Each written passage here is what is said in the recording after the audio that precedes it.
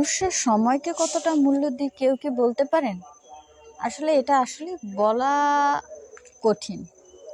অনেক মানুষ আছে সময়ের পিছে দৌড়িতে দৌড়িতে তার ঠিক লক্ষ্যে পৌঁছাইতে পারে না, আবার অনেকে সময়ের খোঁজে খোঁজে তার দ্বারপ্রান্তে পৌঁছাইতে পারে না। কিন্তু বাস্তবতা হচ্ছে এমন জিনিস যে সময়কেও হার মানায়। সময় তো ও স্রোতের মতো বয়ে চলে, কিন্তু আমরা মানুষরা কি সময়ের মতো চলতে পারি? আমরা মানুষরা কিন্তু ওইখানেই থেমে থাকি, কারণ ওখানে জিনিসটা হচ্ছে আমাদের ভাবায়।